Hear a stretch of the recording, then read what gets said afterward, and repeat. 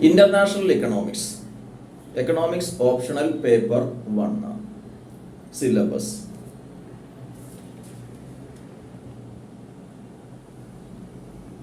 International Economics. Old and new theories of international trade. Comparative advantage. Terms of trade and offer curve. Product cycle and strategic trade theories. Trade as an engine of growth. Theories of underdevelopment in an open economy. Forms of protection. Tariff and quota. Balance of payment adjustments. Alternative approaches. Price versus income adjustment under fixed exchange rates. Theories of policy mix. Exchange rate adjustment under capital mobility. Floating rates and their implications for developing economies. Currency boards. Trade policy and developing countries. BOP adjustments and policy coordination in open economy macro model. Speculative attacks.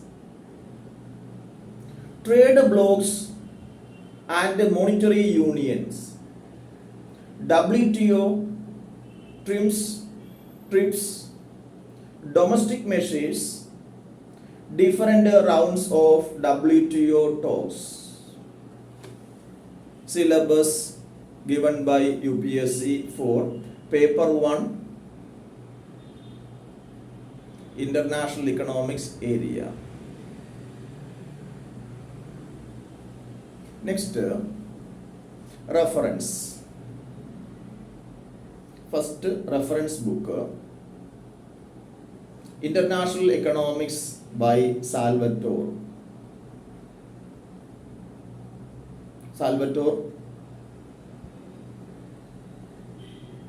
Best book for international economics, covering almost all topics coming under UPSC CSE Paper 1 International Economics. Next, second reference, International Economics by Paul Krugman. Only 2 topics read from Paul Krugman.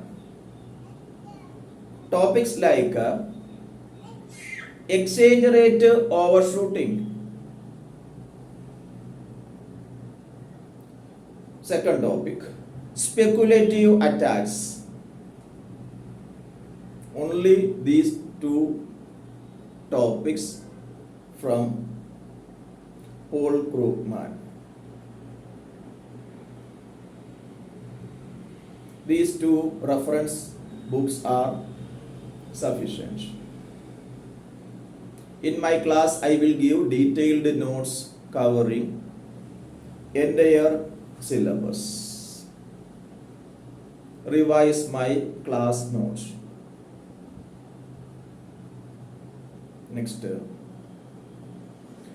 international economics, really interesting area connected with our daily life under globalization. Here in international economics, we study interesting theories like Comparative advantage theory, Ricardian theory of comparative advantage, still unchallenged theory in international economics. We can apply Ricardian comparative advantage theory in real life, still unchallenged theory in international economics. Practical theory. Before Ricardo, we will study Adam Smith's absolute advantage theory. Mercantilism prevailed in Western Europe before Adam Smith. Then after Ricardo, we will study modern theory of international trade, exogenous model, HO theory, and some other interesting theories. All theories are really interesting. Next area, exchange rate related subtopics. Next, balance of payments. Theories related to balance of payments. Really interesting area. Next, India's balance of payments. Next, open economy macro model.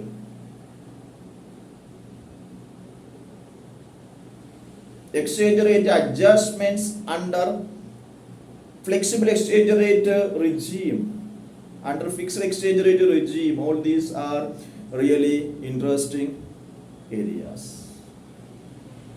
Next, general topics like trade as an engine of growth, India's international trade, foreign trade policy, latest foreign trade policy of government of India, trade as an engine of economic growth and development. Next, WTO and India, different rounds of WTO, challenges in front of WTO, India and WTO, etc. So international economics, really interesting area. International economics highly significant in optional economics paper 1. From international economics, we can expect maximum questions in optional economics paper 1. Around 40% questions we can expect from a single area, international economics. So study well international economics. Nearly 40% questions we can expect, 40% of marks we can expect in paper 1 from international economics. Next, in paper 2 optional paper, we can expect international economics related questions in an applied way, Indian context. Again, in preliminary civil services, preliminary general studies paper 1, questions from international economics, topics like balance of payments, exchange rate, fixed exchange rate, flexible exchange rate or floating exchange rate, managed floating exchange rate, India's exchange rate system,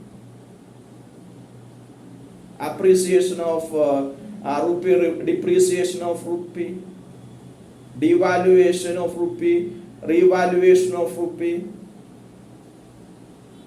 foreign exchange market, forex market, WTO and India.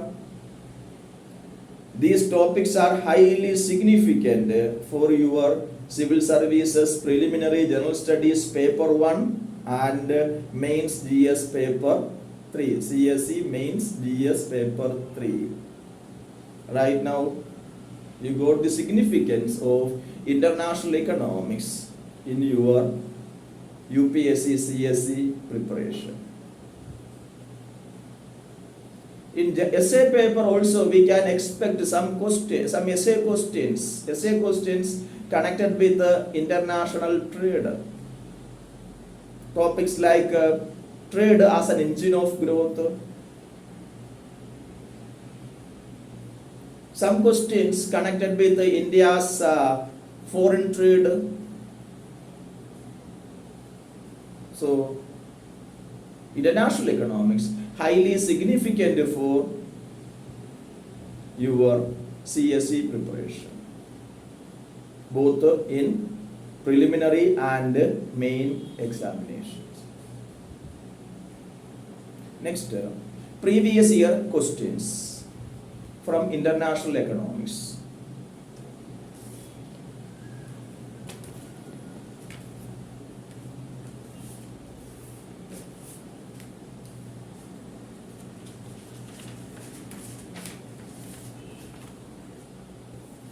Previous year questions from international economics in CSE, UPSC CSE 2022. Previous year question papers you can directly download from UPSC website. Syllabus initially be noted here, you can directly collect from UPSC website. Please read UPSC notification, latest UPSC CSE notification in detail.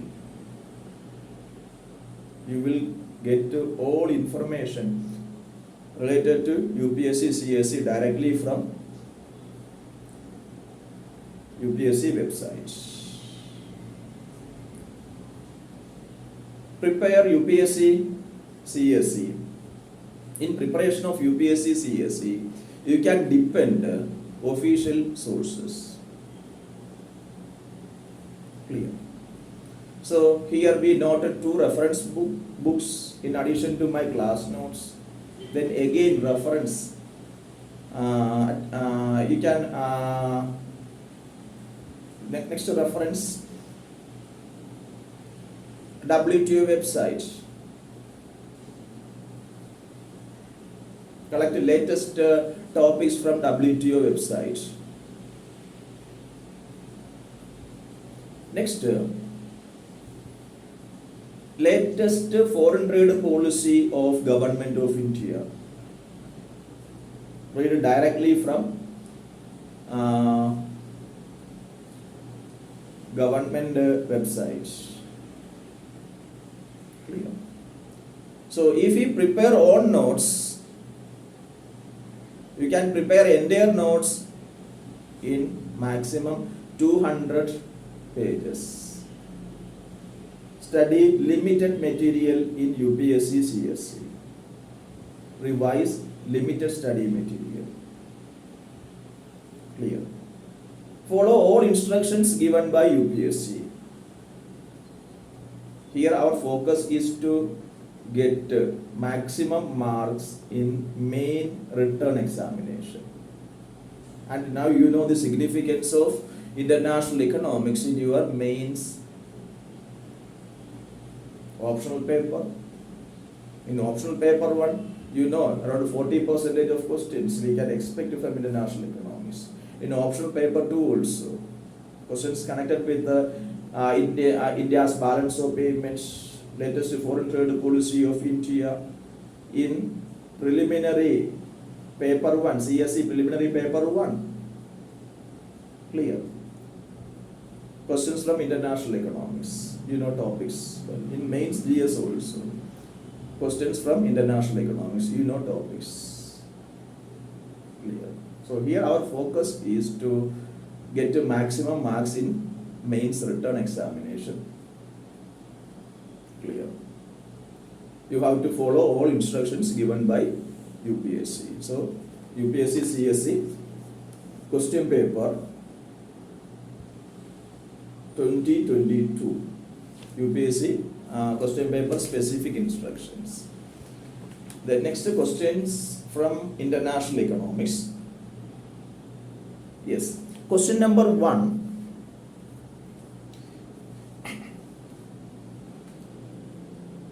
D. Question number 1D. Discuss the factor endowment theory of trade in terms of abundance in factor prices and factor abundance. Direct question. Direct question from our class notes. Direct question from our class. Clear. Direct question from syllabus, static topic. Cut and paste our class notes. In optional economics, we can expect a good number of questions from static areas. Clear. It is more advantageous for us. Here our role is limited. Why? Because we have ready-made answers. You have to stock some points. If you revise your notes 50 times, clear, then there will be a spontaneous flow of points in exam hall. So study limited material, clear, by heart all points, especially from static areas. Clear. So there should be spontaneous flow of points in your mains exam. Clear. Prelims MCQ, mains descriptive nature. In mains we can expect 10 mark questions, 15 mark questions and 20 mark questions. This is current pattern.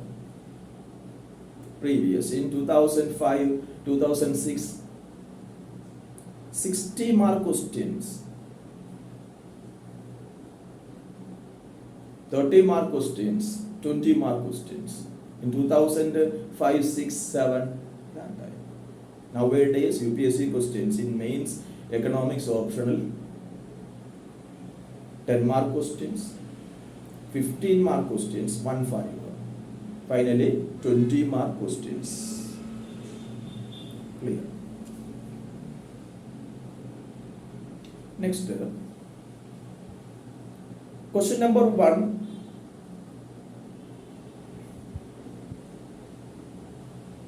Sorry, question number 1C we discussed. Next, sorry. Yes, question number 3. Question number 3C. Discuss the effectiveness of monetary policy in an open economy with a flexible exchange rate and perfect capital mobility.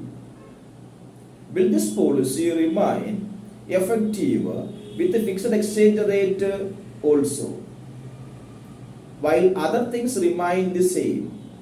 Explain. Direct question from classroom. Clear. Directly from syllabus only. 20 mark. This question you can answer in 300 words. Clear. Next. So read the questions in detail. Clear. Answer to question. Point wise presentation is really good. So in this question, first discuss the effectiveness of monetary policy in an open economy with flexible exchange rates and perfect capital mobility. Underline discuss. Clear. You know meaning of discuss. Word discuss. Clear. Effectiveness of monetary policy in an open economy. Effectiveness of monetary policy in an open economy. An open economy with a flexible exchange rate. Then there will be perfect capital mobility with the perfect capital mobility. So here we have to focus the effectiveness of monetary policy in an economy with the flexible exchange rate regime. Effectiveness of monetary policy. Under globalization, this question is highly relevant. Effectiveness of monetary policy under flexible exchange rate regime. So under flexible exchange rate regime, perfect capital mobility. Capital mobility will be highly will be 100% under capital account convertibility framework. Okay. So step by step we can write. Next, will this policy remain? So here we can add 10 points, 10 or 15 points we can add. Clear. Operation of importance of effectiveness of monetary policy in an open economy with flexible exchange rates and perfect capital mobility. Here we can you can put 15 points. Clear. So word limit maximum 300 words only we can write here. 15 points. If you write one sentence, one point in one sentence, then 15 points, it will be more than 150 words. So do some brainstorming sections. Clear. Then in introductory sentence, frame introductory sentence.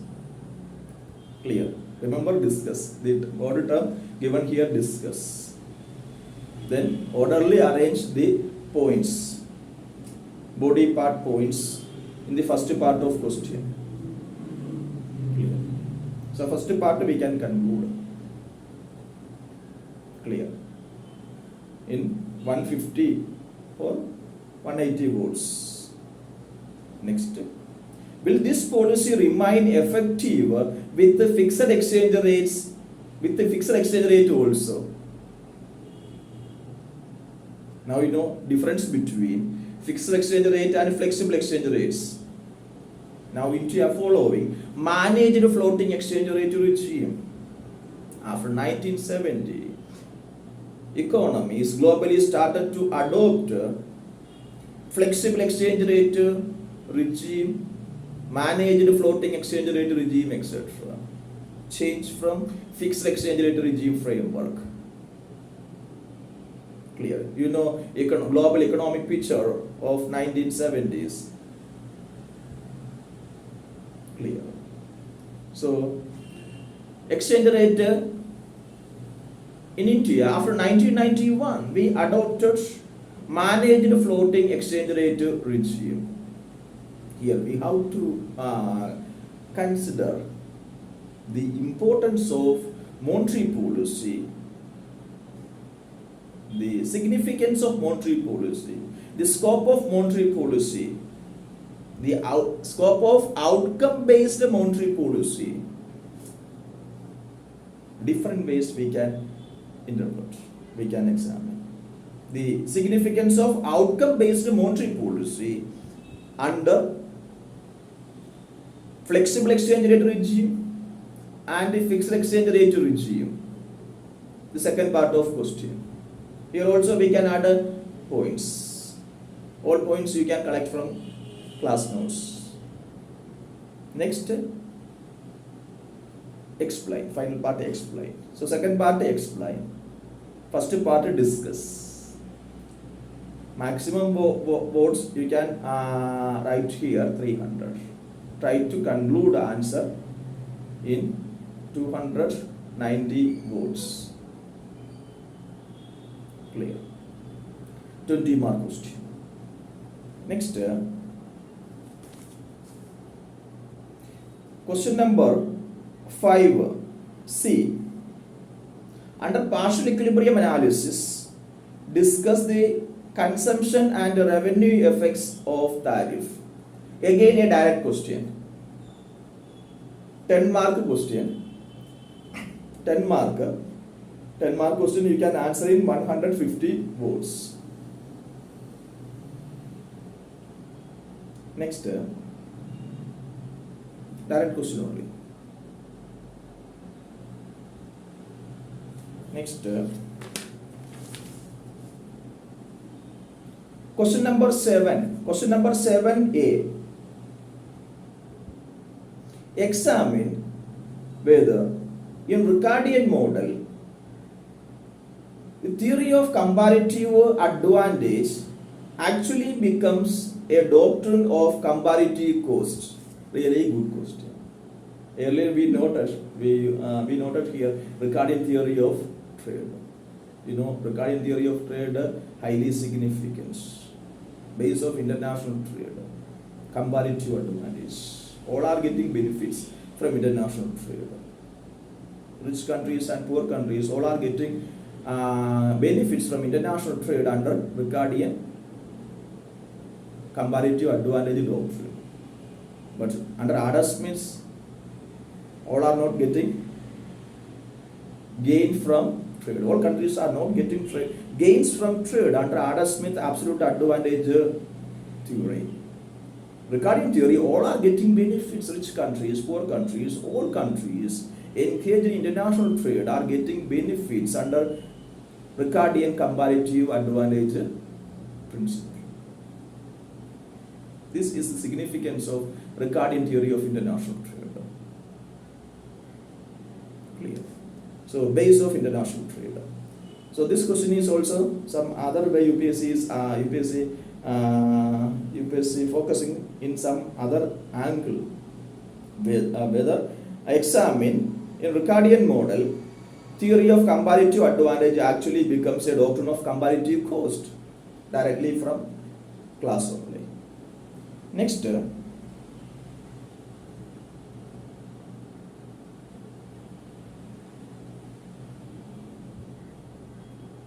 question from international economics.